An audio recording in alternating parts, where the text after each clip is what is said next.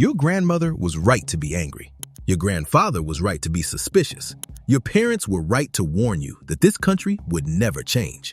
They lied to your face when they told you slavery ended in 1865. Right now, while you're watching this video, Black families are losing their homes at rates that would make 1960s segregationists proud. 74% of white Americans own homes. Only 46% of Black Americans do. That gap is wider today than it was when banks could legally refuse to serve Black customers. Let that sink in. After 60 years of civil rights laws, fair housing acts, and anti-discrimination policies, Black families are further behind in building wealth than they were when discrimination was completely legal and openly celebrated. You want to know why your family never built generational wealth like your white classmates? Why your neighborhood still looks the same while theirs keeps getting better? Why every time Black people make progress, somehow the rules change? Because America didn't end slavery in 1865. They just got smarter about the chains. Picture this. It's January 1st, 1866 in Mississippi. A Black man named Samuel walks into town looking for work. He doesn't have a job contract in his pocket. Under Mississippi's new Black Code, that makes him a criminal. The sheriff arrests Samuel for vagrancy. At his trial, the judge fines him $50, more money than most people see in a year. Samuel can't pay. So here's what happens next. A white plantation owner steps forward and pays Samuel's fine. In exchange, Samuel must work for free until he's paid off his debt. Sound familiar? It should. That's slavery with extra steps. This scene played out thousands of times across the South. South Carolina charged Black people $100 just to work any job except farming or housework. Louisiana forced Black farm workers to sign yearly contracts that trapped them on plantations. Break your contract, you lose all your wages and face arrest. In Florida, Black people couldn't own guns, make speeches, or gather after dark. They literally made it illegal to be Black and free at the same time. Fast forward to 1935. A federal agent walks through Harlem with a clipboard, marking every building on his map with a red crayon. He's not planning renovations. He's planning devastation. Those red marks meant hazardous, not because the buildings were dangerous, but because Black people lived there. Banks that loaned money to families in red zones would lose federal backing. Real estate agents who sold homes to Black families in white neighborhoods would lose their licenses. The system worked perfectly. In Greensboro, North Carolina, a city with 1,300 Black homeowners, exactly one Black family got an FHA loan. In Peoria, Illinois, zero, none, not a single one. Meanwhile, white veterans came home from World War II to a hero's welcome and free government money for houses. Black veterans came home to the same racism they fought against overseas, but now their own government was paying for it. Here's what that looked like. A Black veteran named Isaac Woodard served his country in the Pacific. On his way home in 1946, still wearing his uniform, police officers in South Carolina beat him so badly they destroyed both his eyes. He was blind for the rest of his life. When he applied for GI Bill benefits, local officials told him there were no slots available. Before we show you how this betrayal evolved into outright war against Black families, if you believe these hidden truths need to be told, subscribe to Black Stories Untold and help us spread awareness of the systematic deception they don't want you to know. Now, back to the video. FBI Director J. Edgar Hoover had a problem. Black people were organizing, and some of them were actually succeeding. In 1956, he created a solution, COINTELPRO. Here's what that program looked like in action. In 1969, FBI agents sent a fake letter to a Chicago gang leader claiming that Fred Hampton, the 21-year-old chairman of the Black Panthers, had put a hit out on him. The letter was completely made up, designed to start a war between Black groups. In San Diego, FBI agents created fake cartoons showing Black Panthers threatening to kill members of another Black organization. When violence broke out, 3 Black men died. Mission accomplished. But the FBI's real target wasn't violence. It was success. When agents in San Francisco reported that local Black Panthers were primarily engaged in feeding breakfast to children, Hoover went ballistic. He demanded they find evidence of wrongdoing anyway. One FBI memo reveals the truth. It is immaterial whether facts exist to substantiate the charge. They didn't care about facts. They cared about destruction. December 4th, 1969, 4:45 a.m., 14 Chicago police officers burst into a West Side apartment with machine guns blazing. When the shooting stopped, 2 young black men lay dead in their beds. The police claimed they were fired upon first. That was a lie. Ballistics experts found that police fired over 90 shots into the apartment. The Panthers fired exactly 1, and that was probably an involuntary muscle contraction as Mark Clark was shot and killed. Fred Hampton never fired a shot. He couldn't. FBI infiltrator William O'Neill had spiked his drink the night before with enough sedatives to knock out a horse. Hampton was unconscious when police shot him twice in the head, at point-blank range. This wasn't a shootout. It was an execution. The FBI had provided the floor plans. They had provided the poison. They had provided the target. All the Chicago police had to do was pull the triggers. Fast forward to 2020. Katie Ryder, a state legislator's aide in Michigan, is sitting in her living room when 2 FBI agents knock on her door.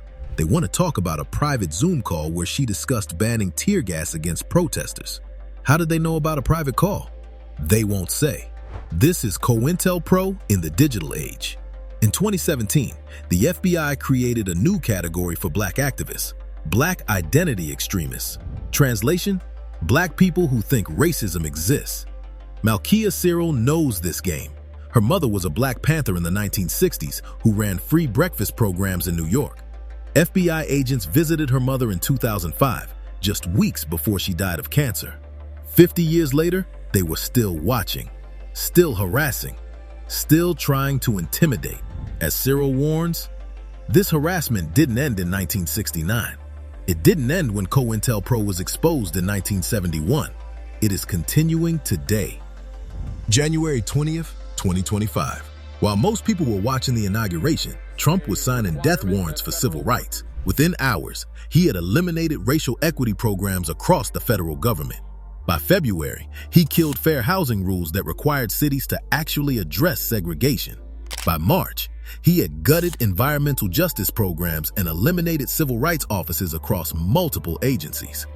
Housing Secretary Scott Turner announced the change like it was good news. Localities will no longer be required to complete onerous paperwork. Translation: cities can discriminate again, and nobody will be watching. The man put in charge of enforcing civil rights laws? John Gore, a lawyer who spent his career defending states against claims of racial discrimination. That's like putting the fox in charge of the henhouse, then acting surprised when all the chickens disappear. Here's how the scam works today. A black family and a white family buy identical houses on the same day. Same size, same condition, same neighborhood amenities. 1 year later, the white family's house is worth 23% more than the black family's house. How is that possible? Simple. When black families move into a neighborhood, appraisers automatically lower property values. When white families move in, values go up. Same houses, different skin colors, different wealth outcomes. During the 2008 housing crisis, banks had a special name for loans they pushed on black families: ghetto loans. Wells Fargo employees testified that they were specifically instructed to target black churches and communities with risky subprime mortgages, even when those families qualified for better loans. The result? Black families lost 53% of their housing wealth during the crisis. White families lost 41%. Even a national disaster hit black families harder by design. Drive through any American suburb and you'll see the same sign over and over: single-family homes only. Looks innocent, right? It's not. That sign means no apartments, no townhomes, no affordable housing of any kind. It means only families wealthy enough to buy detached houses can live here. Since black families have been systematically excluded from wealth building for 160 years, those signs might as well say no black families. 3/4 of residential land in American cities is zoned this way. Entire metro areas designed to keep black families out, all perfectly legal under local zoning laws. The schools in these areas are funded by property taxes from those expensive homes. So housing segregation automatically creates school segregation. Your kids go to underfunded schools not because of their ability, but because of their zip code. Now, they're rewriting the textbooks to make sure the next generation never figures out what happened. Florida's new history standards require teachers to tell children that enslaved people developed skills which could be applied for their personal benefit. That's like saying your family was killed in a car crash, but at least you learned how to deal with grief. When they teach about the Rosewood Massacre, where a white mob burned an entire black town to the ground and murdered dozens of families, the new curriculum requires balanced coverage of acts of violence perpetrated against and by African Americans. Let's be clear about what happened in Rosewood. A white woman lied about being attacked by a black man. White mobs spent 6 days hunting black families like animals. Survivors hid in swamps while their homes and businesses burned. The death toll reached 150 people. The number of white attackers arrested? 0. But Florida wants children to learn there was violence on both sides. This isn't education. It's gaslighting an entire generation. Some people refuse to let them rewrite history. Dr. Marvin Dunn takes high school students on field trips to places like Rosewood and Ocoee. Not to museums, but to the actual ground where the massacres happened. When students stand where black families died defending their homes, they can't pretend it was a both sides story anymore. After Ferguson, FBI documents show agents monitoring Black Lives Matter activists with the same tactics they used against the Black Panthers.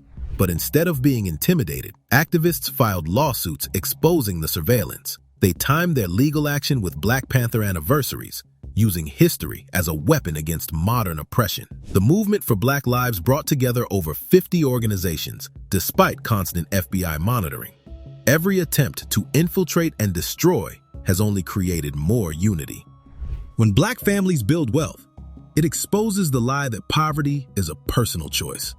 When black communities vote together, they can swing elections.